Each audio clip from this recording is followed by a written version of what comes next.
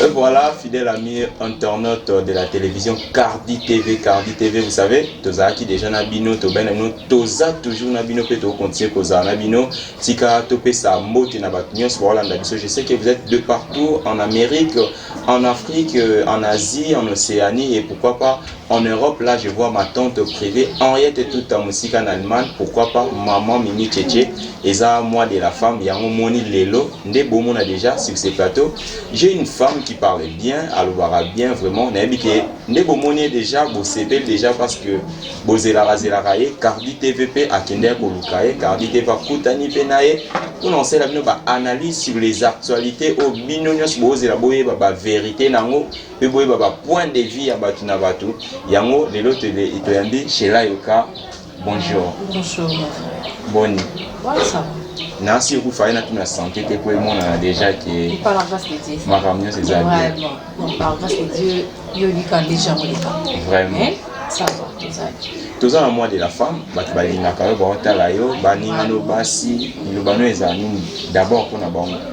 Premièrement, on remercie yo pour la visite na yo, ça vraiment très capital et puis na moi na biso ba maman mois de mars. En tout cas, on peut ça bonne fête à ma maman Nyonso Bonana, y compris à ma maman chérie de grande guérison, maman Nathalie Mwanza, et puis à ma tante chérie Bibiane Bikoulou Paolo depuis France, et na papa Didier Bikoulou depuis France, à mon long maman Bibiane, na batu Nyonso Bali Marachila, et puis Mingi Basi, excusez-moi. Basi vous l'avez béni, donc vous excusez-moi longtemps, dans mon nom. Vraiment, l'actualité est tellement ébellée, tellement ébellée. Ils ont circulé sur Internet, les sonions sommet. Tout le monde a notre pasteur et chanteur Mike Kalambay. Pour le monde, la vidéo est circulée, le message est circulé, le témoignage il y a Oazali, tu es partenaire, la chanteuse Zawadi a témoigné que vous avez une relation intime le pasteur Mike Kalambay. Pour qui ça non, normalement, sur le lobby que tu as informé, on est des Quinois, précisément des Congolais, donc tu es membre des Karamboga, ou un PC donc tu es membre de donc il y a un membre il y a qui tourne, oui, je suis consciente de ce qui s'est passé. À propos, il y a notre frère. Mike Kalambay, donc tous a déjà au courant avec la chantre on a évité Zawadi bon et ça l'autre choqué bisognon son autre c'est plein en parce que dignité à mon peu ça va secret et puis surtout comme déjà pour comment on a par réseaux sociaux les a vraiment les soucis. Mais avant de avancer, question est Ali, Barbie que mi bloc et à côté de ça la Nzambe, d'être à côté à profane et qui est vraiment en noté. Oui. Bon, c'est tout à fait normal. Au moins nous on a la musique profane. Tombi chana tibison soit chabiso batamoki. Veut dire que musique profane les aura déjà n'a pas on déjà dans la terre. Tu vois dans moi. Tu vois que les musiciens sur le bien que il fallait la boîte ça ne dérange pas. Ça ne dérange pas. C'est normal. En tout cas, c'est comme ça que ça se passe. Mais sur le biso que non mon qui frère était na boîte en tout cas que pâté mutunyoso. Pourquoi ba michan arrangé ya bateau baliara na yesu voilà. Donc bateau bena yesu blambe comme rasalité bango basukola. Donc ba charmo bango ba biché la bongo.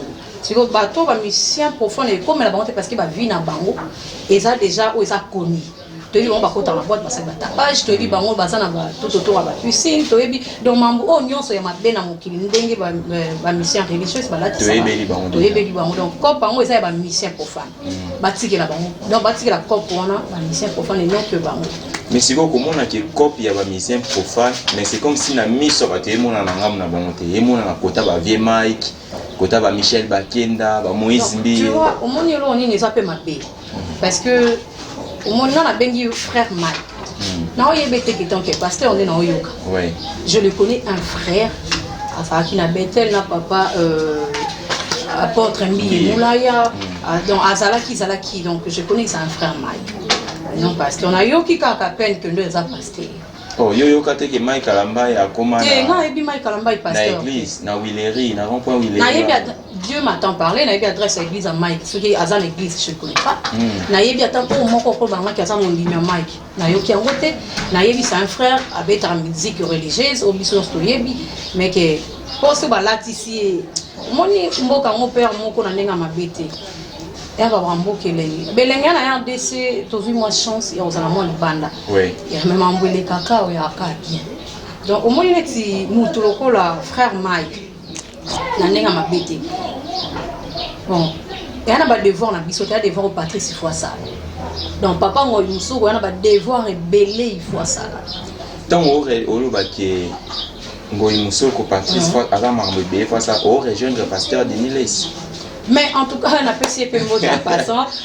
Pasteur Denis Lessi, l'homme de pétage. Voilà. L'homme de pétage, on a appelé ça un mot de et auparavant, on a raclé.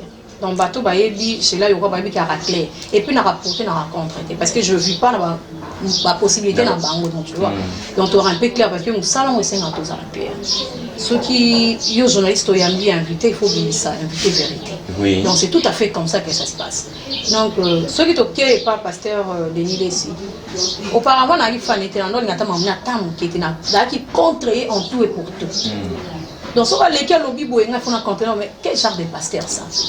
Mais en tout cas, excusez-moi, le pasteur Denis Lessi, à propos, il y a des propos, il y a des durs. J'ai compris que mon tout fois à la caca.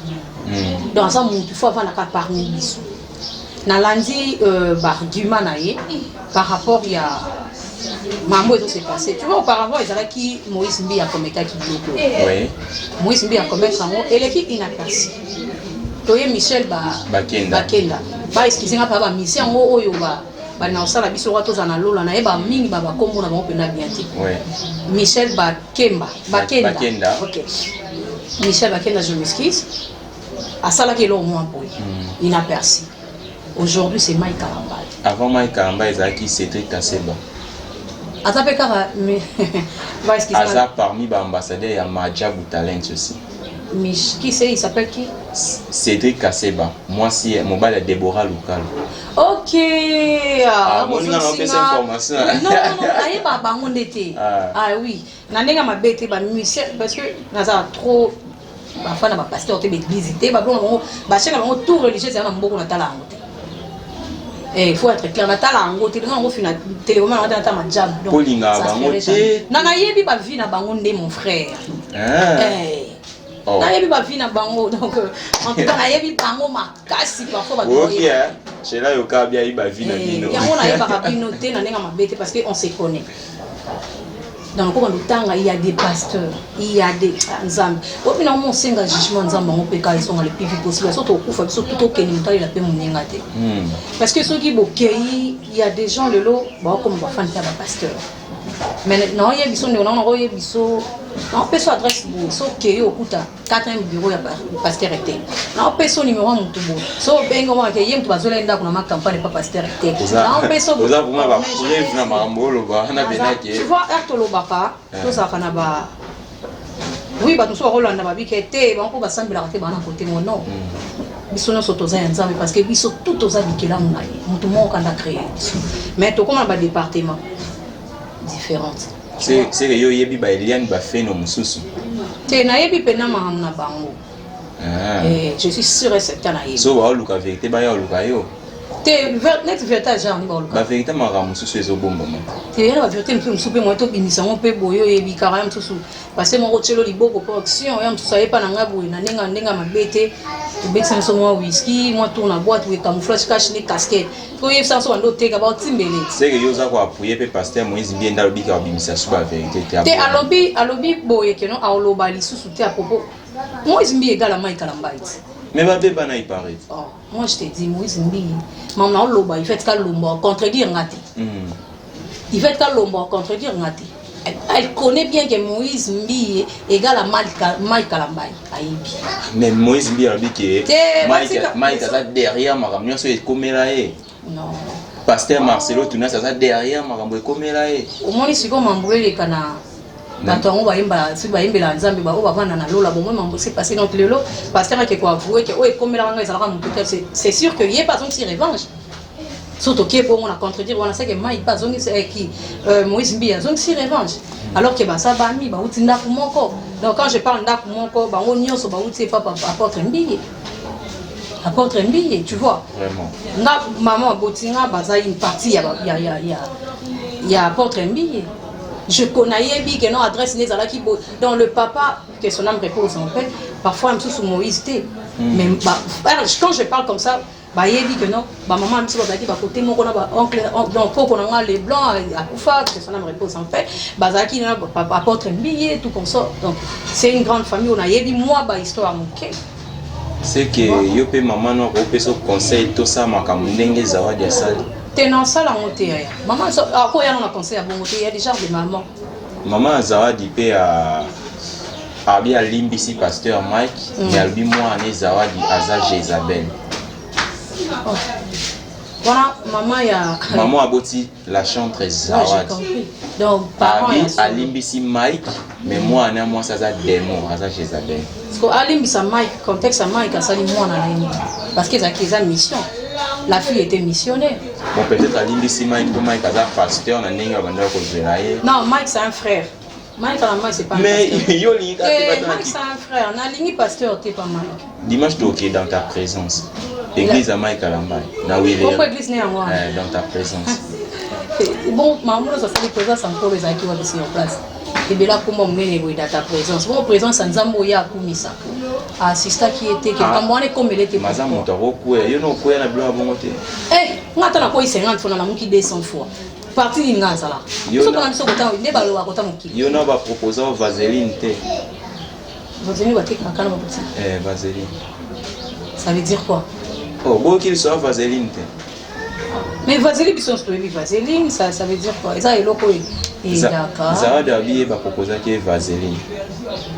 Bon, nous comprendre bien tes mais au moins bon on a pour faire tout côté muzindo na te mo ke luka ba. Non, tellement que je connais de leur vie dans rôle pour comprendre parce que tu es bali. La fille a sa chambre. Et pas Mike Alamba. Est-ce que Mike elle est digne pour encadrer ma fille? Frère qui c'est? Frère Willy, je te salue. On allé en Mike Alamba. Frère Willy, je te salue avec ta femme, donc je pense que le nom a quand je te dis que c'est un frère, je connais à la maison ici à quoi? À Bon Vent. Donc on appelle Simbo Tata tout pour la Mike Alamba. Frère Willy, je te salue. Malheureusement, moi, il n'y a pas bêté le nom, il sera vaseline. C'est ça, si comme on dit, même à frère, il faut que frère peut quand Mike Alamba c'est un frère, à toi qui frère Willy. Quand je dis un frère Willy, c'est un frère Oyo. Sera vers yo en télo tout à part prédication. À part Nzamba, par Banini, en Talisali. Donc, genre, frère, il y a beaucoup de fois à considérer Bango. Est-ce que c'est lui qui est un frère, Mike? Azan un frère Willy. Mais frère Willy, autant bon, on a Nzambe Makasi. Pourquoi pas que frère Mike passe à la Congo? Mais tout ça, tu as tout pas quoi ya ka. T'es quoi ya Congo ya basala Nzambe en tout cas comme esprit. Pourquoi ya venir basala Nzambe na mboko beaucoup ça on a encore. Bon non, on a ta comédien mon peta koina. Bon so comédien koina mon ça ne dérange pas mon frère. Mais problème c'est ça poisa mon ça Nzambe. Dans lobby même Bibaba qui la chair est faible. T'es kasi bata batele mais raccord contre faible en mode. Faut yo yebi que nga place on a ça il faut na télé mais parce que mon les autres ça mon sou. Ça me soumis. Et mon photo va quitter oui mon ça na ba désir, mon ça na ba kosa. Mais quand il n'a pas le pouvoir, quand il n'a yesu. Donc on va dire que frère Patrice Ngoyi Musoka obota. Obota ni nana obota na Marie ate na ma mère qui est ma maman je le salue na pas na nyonso mon âme bote wana papa. Bana mon âme nous l'éternel tout sinon vraiment. On appelle pas maman nyonso social il y a mon âme en tout cas na linga bino parce que maman na ngana carte sociale. Il y a quoi il y a mon âme. Donc na pesi mon nyonso bote. Tu vois donc tout le baké côté wana. Alors ça na ngona ndenga bonzambe pas que le quoi biso bapaya. Non, nde bachaka biso bapaya non. Parce que ils ont tout. Car moi ils ont besoin, moi ils ont baba désir nango. Il faut même mango quand encore pour bino boza à côté wana, tu vois. Donc on va pas t'exprimer esprit moi bien rediriger non, c'est toi qui vas diriger la terre.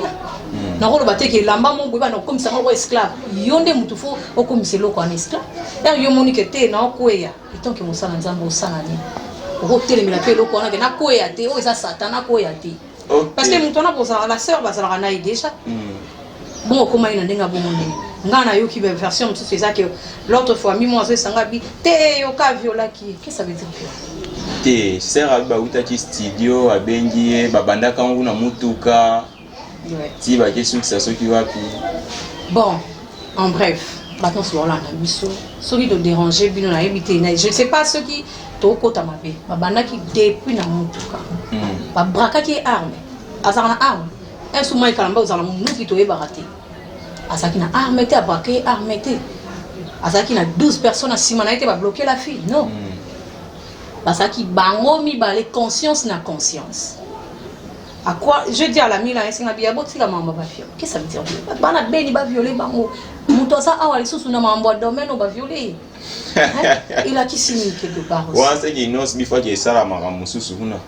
oye asala ba cité moja ba blo ba goma bon wana et donc wana toko c'était ils ont dépendre na et puis ça doit devoir une hospitalité mama ba goma isa bato ba l'équipe biso na ye likolo donc wana bato wana mais je pense que mam kimia kundu kwese côté à côté kuna kimia bene se côté tout comme na moi tranquillité ba maman biso ba sœur na biso baza kuna en tout cas siko ba pema moi bien siko mambo wana ya bango kuna na beni et ye siko awe sala biso précisément wa na musala nzambe moko et pasteur qui c'est ça le pasteur Mike Kalambay. Oh, frère Mike Kalambay, disons c'est ça. Maman, il est qui soit pas frère. Voilà, elle s'appelle Sheila Yoka, vraiment, vous Monique et ça qui est important, tout ça, analyse wana là. Gershon l'artiste, je te salue là où ils allaient, surtout Faldoni, la boule, on s'y cause en Grèce, au baki toujours derrière Cardi TV et on est là pour nous recevoir. Sabino, Tozoko Baraka, Sheila Yoka, Mike Kalamba a se retiré d'abord dans la scène pastorale, Nicolo ensemble. T'es retiré, hier ça n'a moins à dire au bateau qu'à se retirer, non, autant pas bon ça. Dans CV dans la langage Jonathan. Il est qui pour le bac il a se retiré devant à Patrice Mousoko vandi ça au moni yo luke la Patrice ngambo ça charge na ye ça charge ça charge na ye Mike a mérité à télémarali sous na cher na mboko te est-ce qu'on dit que so Patrice Ntalobe on Mike a quoi accepter to bana dans ta présence va on dima dans ta présence OK des griso ya so gérer mais ba wana ba fan na ye premièrement ba wana ba fan ya ba on dima que dadi na bango hein pour les autres masola ba dadi je dis ceci tout le monde a même na politique en mboko ma ndenge ça s'est passé et on salimbe baba qui vanda wapi il faut pas punir mais si vous montrez que nani ba konzambo quand il faut pas punir mais frère Patrice frère Patrice n'a pas géré bango je sais pas si tu comprends bien oui. Frère Patrice a géré bango a géré bango donc mon tour a géré ça devoir il y a aucun problème mais ça qui est frère Patrice a géré oui mais Mike Kalambay andima ko se soumettre la décision on a ce que non andima so to banya on a Mike so frère Patrice a bandi loi on a Mike non Moussala Nzambe moko to chantre moko pas Moïse Mbi ça la maté pas Michel Bakinde ça maté Cédric Assebobi qui la finale à Majabo Azala qui na ye si so Majabo on est avec le aventure il bazaki on a tout à fait Majabo talent oh mais non on biso sincèrement bato to moni basala ki na longola ba frère mususu ba yaki na bango ba accompagner bani ce sont des aventures papa Denis Ngonda Zaki non ba frère papa Denis pasteur Patrice Abatuke tozi ba Franck te soko yebisinga o batanda maki wana pasteur Lord Lombo na monaki wana Rosni Kaiba Sandra Mboui Deborah Lukalu donc je t'ai dit les acquis organisation ya ba aventurier pour confirmer ce que Maja Talent les acquis organisés par les aventuriers oui je le dis je le confirme oh bah raté mon mot toi ça rassurer mon frère on nimbo ba mutambola na mensonge oui to banoko ça jusqu'à quand to banoko ça jusqu'à quand to bo wana kaka kola ça ba to chassa vivre na milongi noir na noir jusqu'à quand yoka to ba mom qui ndenge grand frère na Papimbo Malba oyebi ki na finale mère Pazalaki oui je salue notre maman Yamboko yo maman Denise Nyakiro en tout cas Bambo Tebeli maman des gros bisous je t'aime yo ebisi mutu wana na pesa invitation région wana na fête je suis invité qu'est-ce que je fais non yat c'est ça que maman a sali na linga olonga maman na arrangé wana pourtant on lo ba qui quand je parle des organisations donc organisateur Maman s'était invitée. Aïe, par rapport à l'invitation, elle était invitée dans l'organisation de Basalaki. Dans l'honneur, dans le respect de la maman. À ça, il m'a dit honoré Banananga, Babengi Singa. Quand on dit que yo pour couper sa maman invitation, il y a tant que moi, mais l'organisateur a fait tes aïeux. C'est ça que maman Salaki. Il y a maman qui a tes athées à répondre à l'invitation Ban. À ça, il y a maman naïe pour maman Sangisa. Mais l'organisateur, je parle d'organisateur. Botangi na sérieux Zazaki Wanazawa. Alors, Banati, Souka na Monyon Monyon. Yoka Bessi de votre tangile sérieux Zazaki Wana. L'organisation, elle était, tout il était. Le roi aussi mis point à Majabou Talent, quitte à Mike Kalambai, parce que Mike Kalambai a démissionné dans Majabou.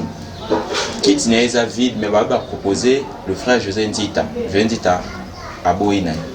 Ouais, frère José, c'est un bon mécanicien.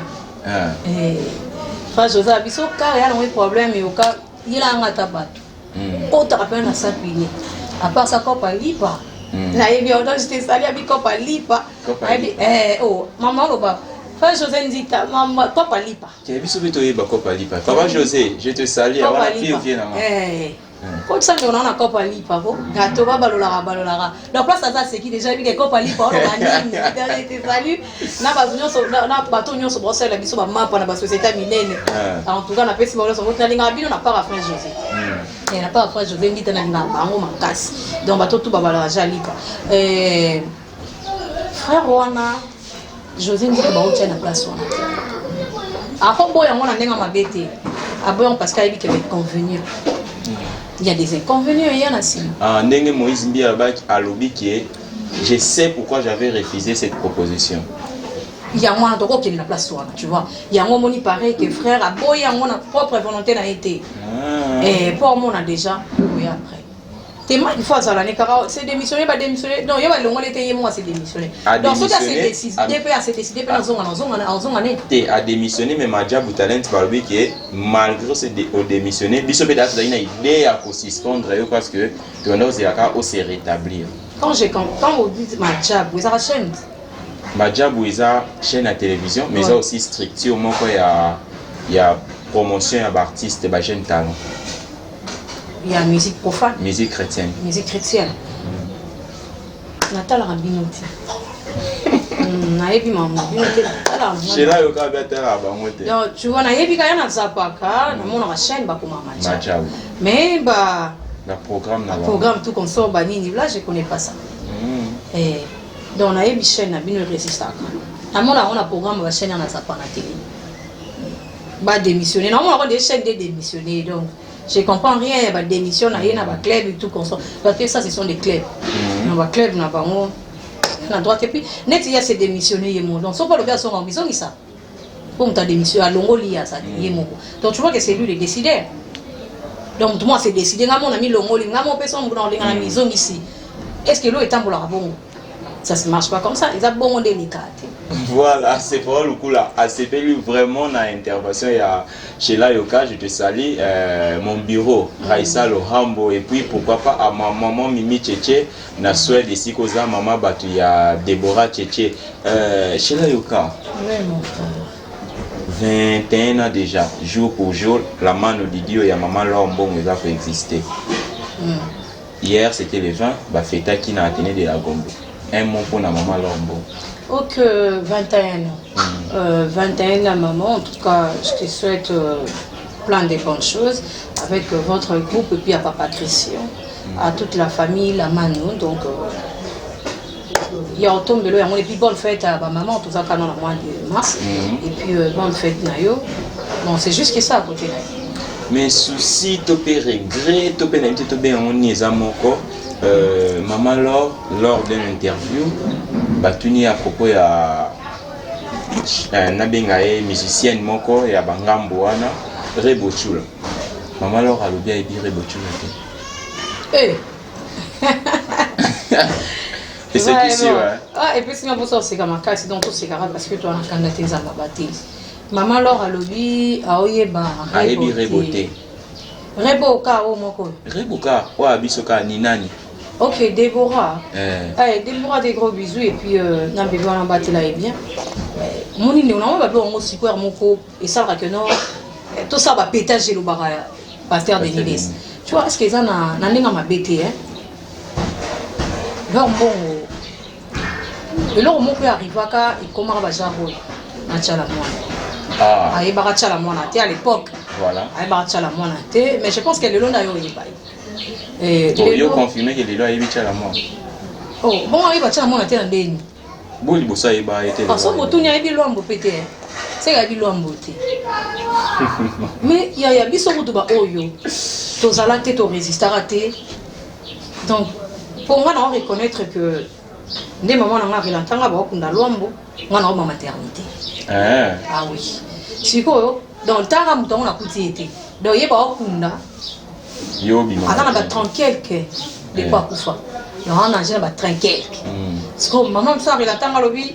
Mon colonel Bimana yo maternité toke le 24 côté à RTNC cortège à Luambo ok atika na archive on mon colonel donc je connais ça mais n'avait qu'à Luambo mais maman alors je pense qu'à Yébi on fait carapé Luambo à l'époque donc attends vécu belé te m'avait qu'à Luambo donc un jour on va appeler que na Yéba grand non ni Luambo te mais toke na ba na complexité de mon anga donc il a complexe c'est ça au début singa que non ba beta la musique religieuse bali a ouais concert à beta wa na mokili donc tout ça se passe ici donc musique so oh alimi ka mi bengi a solo que non oza ser moko oza 5 malamisa azora billet moko za tout droit na lola qui allait na mais peut-être pesa lu peut-être pour baby innocent balou mais maïbi reboté qu'est-ce que ça veut dire que yebi innocent ou yebi reboté rebo beta partout ba matana mi tout maman ba tambola ba yoka mon frère wana kota na ça égoïsme c'est l'égoïsme au moment leur ça rebo attends tout ni pasteur nyonso ya zana ba oh ba comme surtout tout ni ata pasteur en tout cas je les salue pasteur Kakenza ah oui ba rebo ce qu'on n'est pas barouti, on y est barré. Mais c'est quoi ces histoires? Il y a tellement de bateaux à y être. Il faut montrer que vous jouez quelque part aussi hypocrisie, ils ont tapé complexe. Ils ont tapé complexe. Pasteur, on a comment ça fait que on va oyer moi na wana. Peu importe bazan na milliers to bana monde la musique yoyote. Mais à la télé ata batala ba chaîne en haut. J'ai beaucoup d'asa enfants chéris à prophète Denis. Bango ba comment retraité Denis Soniré à Bunga. Salon bango. Ba comment retraité on ira Bunga. Vérité na yi. Né comme ici ko frapper bango tout ba tikali ba olinga ngo bisote. Tu vois. Mais ceux qui reboisent en face chérie, tu vois ba les entre maman bango. Mais ko yeba ndete. Ko yeba ite. Ceux qui a le big a yebi en tout cas côté na meka obien. C'est puis entourage na ye ah bimsaka ba blo ba bongo ba lo ba nini. Parce que le pasteur on y a sur la tamboula. Moi faut tout na papa Christian. Toto tout na HK la papa Christian est barré. Papa Christian est barré. So maman yebi. Te bana na ba ya botika ba ignorance wana. Bana kutu ba yebi. Bana na ya tu na no bana ni. Yo bino ndimi ke bana ba bina ni nani na. Ko bina c'est trop dur. Ko yemba pe c'est trop dur mais ko yeba. Ko yeba mon frère. Tam su bana batala ba ba majabu na te. Tout le monde a planté la caméra cachée dans la salle pour bien pour moi la réalité c'est pas ça. Déjà ça le bien on a mais là on va faire. Na mais là on va whisky na boy na kene na ni mona comme la bière mo camouflé non. Moi je connais des pasteurs tout côté na ba mo. Faut ça check net avec la avec caché et y a bana kaza nani casquette quand la tu veux quitter. Na soko soko ga ola la montana fait des camps de caché. C'est qu'on a autant à mon scandale. Moi j'aime bien parler à la télé avec des preuves. Nana milliers na bango. Nana bateau ba vendre na bango. Tu vois donc ton content à vous tout à l'heure parce que me soif singa ah ça va miracle. Oui, on peut ça miracle. Mais je connais la sirène on a dans la banane il y a la banane il y a pas dans la banane. Moi j'ai plusieurs fois invitation il y a parce que mon bureau. Tout le temps en beauté. Et non, il s'appelle caméra. Non, il s'appelle caméra. Au bain non si mana balandi ça yo bolu ke biso. Si matin non bon on tourne numéro ne pas dans salani. Je son numéro dans mon téléphone. On a la facilité biso j'ai pourquoi parce que tout ça on a internet tout. Internet papa et ça on va tout regarder. Pas tout ça on va passer les locaux côté. Mon frère Blo est bundé là-bas. Qu'on négligente téléphone et bunda. Kobuna dans quel sens je veux dire? Conversation nous sur tout ça là. Regarde, abisso. Le long on sait le voice, on garde arango. Gardant. Toye vilo biti. Voilà. Tu vois, au lieu qu'il va baba voice ça va faire regarde ce qu'on sort. Et ça le logo internet a aidé bisso donc garder. Tu vois, il faut te garder, on peut ça là un peu moins n'engi ça. Tu vois, na ndenge moko ya ba achara bon. Conseil mon pour maman Laure par rapport à propos de Monique qui a vérité. C'est ça déjà vérité. Oui, comme dame deux fois. C'est cool. Nous mon but toujours reconnaître que c'est des fois y bana maman muneno te maman national o ya pesa makamuna ya dese. Apo tchala mona nanu mama wana maman national o ba yeba ta niveau. Bon le loré beaucoup tout beaucoup. Ato ignorer. Ato ignorer. Donc tu vois, à toi ignorer. Mais je connais que Bana, il y a tant d'écoles école, bah, il y a masula rêve. Et avant ça, Bana, tu n'as pas Bana, est-ce que tu connais rêve? Moi, non, mon corps répondre, ok. À quoi c'est? Voilà, c'était vraiment le réel plaisir pour nous de recevoir sur ces plateaux de Cardi Télévision chez la Yoka. Nancy Boui, bah analyse, bah conseil à Pessi, côté papa Mike, côté maman Laure, de bêtis bêtis, ma somme sous na CC. Ils ont plaisir pour nous koyambayo chez la Yoka. Et les camarades qui avant de conclure, ils ont et le que ça la lelo toba ils ont fini ils sont des prophètes na sujet à mutu moko. Nebi ko ebi prophète Joël Francis. OK, il m'a mutu mo za ndego mo Joël Francis kai. Joël Francis tac. Je salue Francis arobase école. Je te salue na c'est place là. Joël Francis. Naïba ika pasteur Joël. Moi babilo connait ana zo sala wana. Moi babilo wana sa babilo ni. Ba prophétie wana zo qui détecter batina bakata ba chambre d'hôtel. Na lobaka car des autres loba soni. Et ça linga bien zo kende ko détecter ba tutina ba chambre d'hôtel. On est que na cadre prophétie. Na cadre prophétie. Et tombé juste. Juste. Si vous et l'on a yebisa bana nzambi. Parfois, ça autant le bien à tatouage, je vais m'en dire que les conseils ne pas ça. Et ça va passer, mon peuple peur. Donc, nous écoutons des moments. Tu es toujours qui est là-dessus. Les places sont au 4. Ouais. En tout cas, mon peuple périt par manque de connaissances. Bananza Minaza annonce sérieux. Pourquoi vous s'emportez dans la prophétie? Dans la bloc, machin. Et ça passe. Ça fait mal. Pourquoi les lots sont au tamboli dans l'église tout à cause de pasteur à la prophète. On va côté la prophétie. Donc tu vois, donc prophétique, ils ont ma bêté. Il y a ma bêté qu'on prophétise. Mais ils ont la juste. Et on peut ça mon prophétie. Et on peut ça mon prophétie to boité. Et comme à copité, moi je connais un gars ailleurs, il singabi, ba pe singai, ba kaboli biso 15 personnes ba $10 pour na pasteur mo église mo ko na direction ça. A so ça, na nenga kasabu kota terrain ya. Na benga terrain mo ya. Côté ya terrain ya Terrain Sosa. Terrain Sosa, oui. Côté terrain Sosa, babeta. Je m'explique ce que ça là.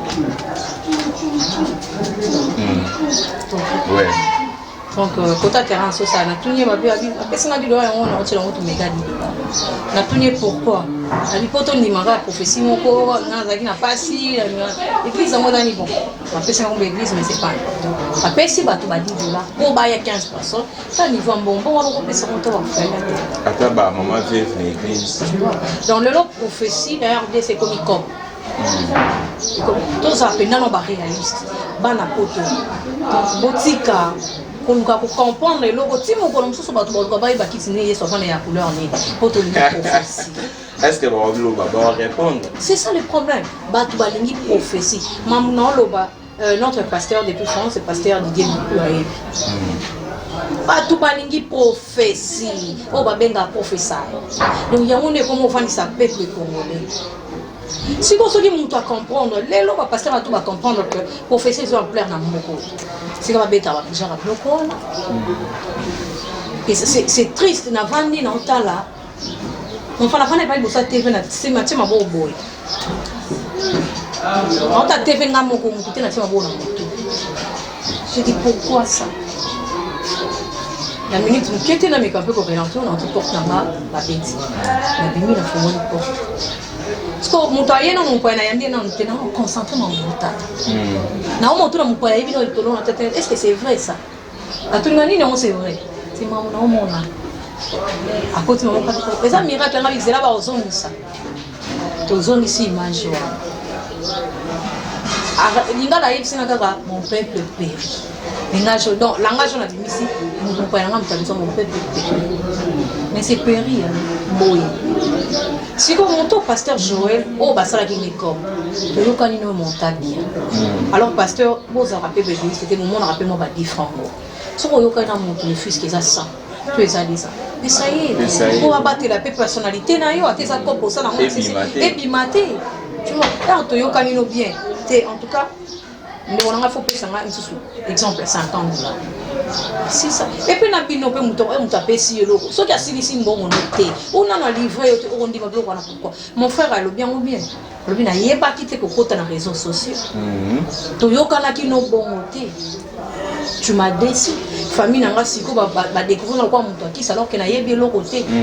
Et ça qui n'est au sol, qui n'a au côté de 15 000 francs de frère. Oh. 15 000 francs, pasteur Joël. J'ai compris pourquoi Philadelphie a boyaé. Avant, ma tante, une ignorance, mais on a compris pourquoi Philadelphie a boyaé. Avant, on a autant de gens qui sincèrement. Il y a la tête qui faillit. On a bien un pasteur faillit. Il y a moi, bien, un mannequin. C'est bon, mon sang ensemble, mais sans qu'une église nous coûte à plein, mon frère. Plein. Au coûte à plein. Mon peuple périt. Donc, il va passer dans le bateau, etc. Mon peuple périt.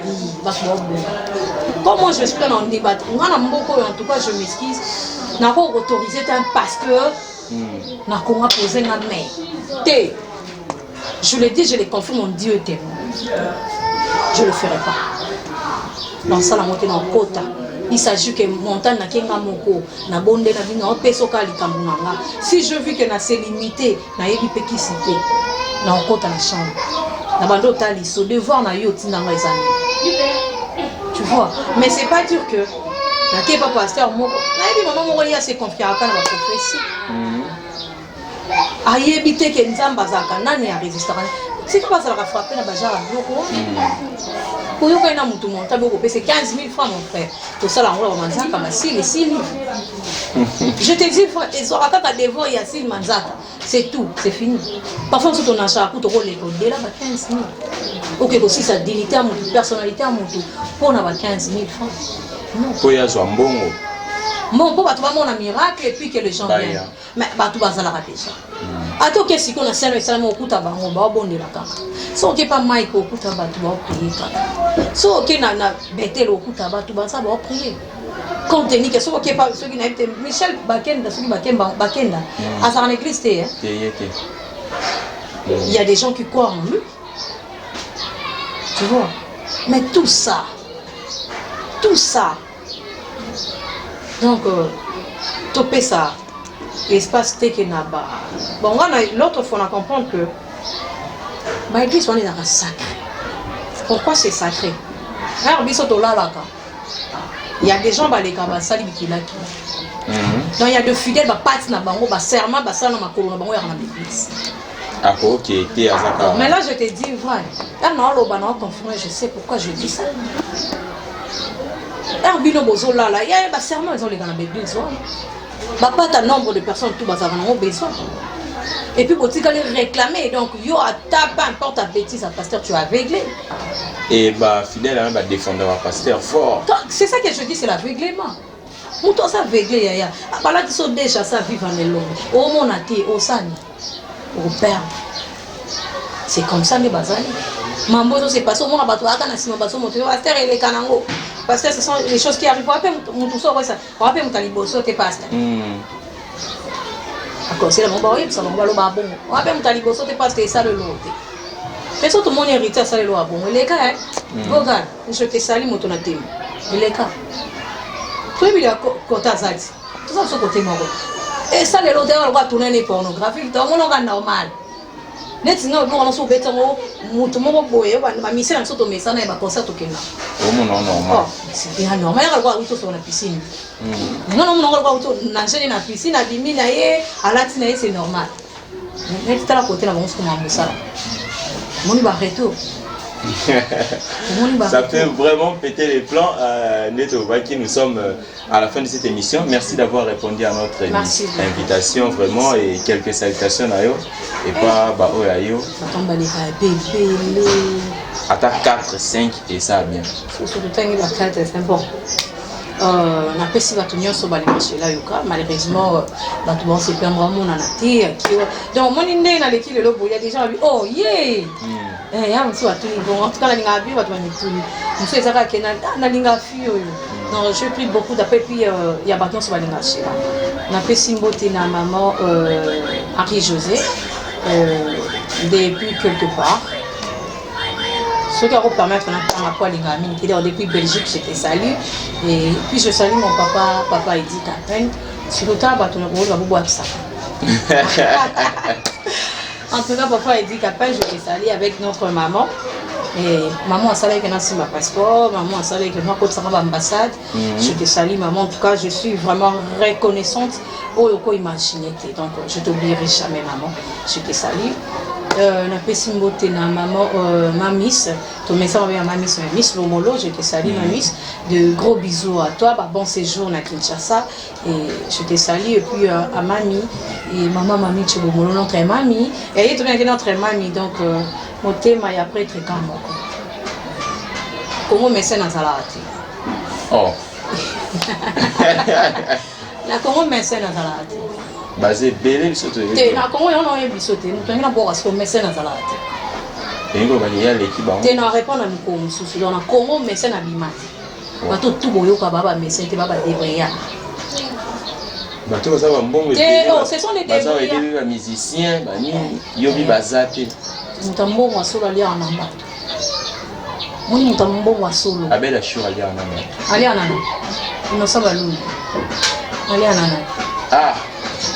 So que était so mutumbo ka ali en amba. Mutambo wa leki batu tout otanga. Oh mutu anani na otanga ba komo mutuna otanga bilo émission prochaine. Maze akana oka kombo na yenga penalo. Te yango na oloba. Lorsque avant ye a mérité l'honneur rébellé.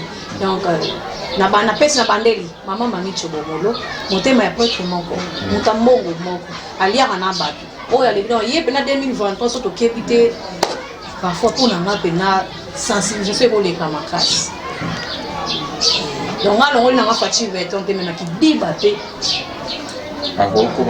c'est Faustin Apoula mon vieux donc c'est Faustin Apoula notre oncle notre daddy donc muto silu est respectable.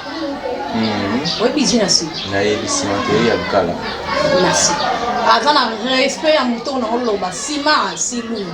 Dans la société, il y a silou. Donc, avant un respect à mouton dans l'eau, poisson, il y a un sur ton il y a ton bateau dans ma femme. Ça fait voir que. Mon daddy, mon frère, moi tout et ça là bien.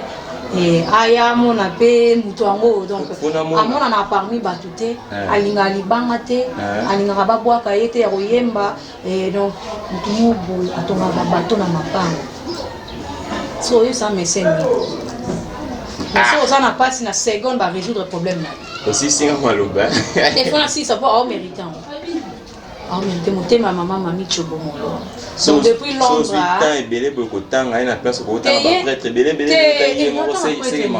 prêtre sala neti na RDC ya. Prêtre nini bo excuse nga basala wapi? Quel genre de prêtre bo yeb sanga na mboko? Oh, bon le prêtre ni na futela nganda bukasi. Prêtre nini? Ya futela nganda. Oh, mais tout ça ba blague ko. Prêtre nini? Oh, kabela mutu totanga te. Donc so na yebi so chombo tu na mboko na sali la matériel tu na parler na nga e utaka London so yebi sanga na sali buto etera mke mon vieux etera mke na saka parfumerie pour na lembi parfum etera mke na saka parfum et la omi ka so mpa ya yebo ezaka voilà donc chez là le bien ça parfumerie pour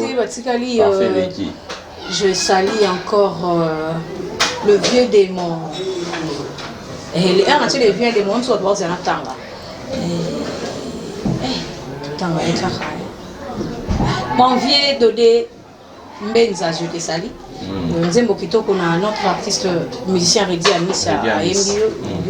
Je te salue. Merci non quoi bana. Et à Bénin avant Matabi, na tiki moi pondo bana. De Dembenza mon vieux, je te salue. Je salue tout le monde de la part de Fonsi Geron. Je salue Prince Yann. Je salue encore Wana Nantanga. Bato Géron. Prince Yann, je te salue. Puis à mon vieux de Dembenza no kwa bana tika pondo bana salinga vraiment bien. Je salue Boleke Bélé. Bibis Bikoulou Paolo, je te salue. Je salue encore. Pas bon séjour à Samino Bassi. Pas bon séjour, je passe là à la flat. Tout à l'heure, pas bon séjour à Samino Bassi Dalai Lama. Je vais repasser quand il est en retour. Bablo Toyaki na mola kisinga oyo otika na mo. Donc bon ça déjà ça la gaja. Oyo il y a tout ça la émission de présenter. Donc et puis bientôt na banda émission mon corps. Mission na banda bientôt sponsor na mo. Futur 2020. Et merci beaucoup Nayo, à toute ma famille. Et puis à mon papa chéri Guy Yoka, et puis à toute la famille Yoka, et à Sarah Yoka depuis Canada. Et Azébélé. Et Arnaud Yoka, Djogo, je vous salue. Je salue toute ma famille Yoka. Belé pour les qui montrent. Et puis à papa Hervé Gola. Bonjour, papa. Ah oui. La place à Europe, mais la place à l'extrêmement journée, place à paix, ma place là-dedans. Il y a eu mon Loga. Donc, papa Hervé, bonjour Nayo, on a artiste Nyonso. Artiste Nyonso musicien. Oh, bisous, tu es bien, mais c'est mon petit débat. Artiste musicien Nyonso, musique profane, je vous salue. La ligne à Bino Makas. Bino Makas, surtout quand on va ça la prendre ici. Et à Ego de la forêt, on rançonne. En tout cas, tout le monde protégé base. De Bafler et Bélé. Natala qui avant et Bima, la plateforme, en tout cas j'ai aimé. Et puis il y a ma grande sœur chérie, on va plutôt. On est pour raconter à Madame Kassanga sur naturel et maman Carnela Kambay. Je te salue donc on a donc Madame Kassanga. Non, on va sur naturel. Donc éternellement quand même je te salue na ebike na ndenga kin to bon mama kota ina isala bien les tous amis pour les voilà pour nous manger. En tout cas merci beaucoup na batunyo sur la chaîne Cardi TV. Cardi TV en tout cas kombango ya yomogo Cardi Télévision. Voilà. OK, c'est bien en tout cas merci beaucoup. Na batunyo sur balinga yope. Vraiment. Na part nanga. Et c'est bon ba moté et Irène Massiandoki. Irène Massiandoki. Ah ouais, Irène Massiandoki. On sent que ça t'est mamie. Irène Massiandoki en tout cas, la ligne en Makassi. Vraiment, le plaisir est partagé. Donc, c'était pour nous un réel plaisir de vous présenter cette émission avec Sheila Yoka, Bokinenga Lobby, Bokinenga s'exprimer. Donc, Aloba bien, à Moutoumou, donc, à Bomba vérité, quand il faut, Aloba Ango. C'est fini pour aujourd'hui. Là, je dirais un grand merci à mon oncle, le docteur Collinet Moutendo. Pourquoi pas ma grande sœur chérie, ma couturière privée, Gianni Moutendo. Et joyeux anniversaire à toi, Plamedi Malenga, donc pote-moi depuis l'école primaire. Je te salue et tous mes potes, Gershon l'artiste, Melchika Isaac frère, Brine Ebron Massamba, pourquoi pas à la Skarbovite, Jafé Ngolama et Siara Maleka, Percy Lomami. Je vous salue, exaucez lui.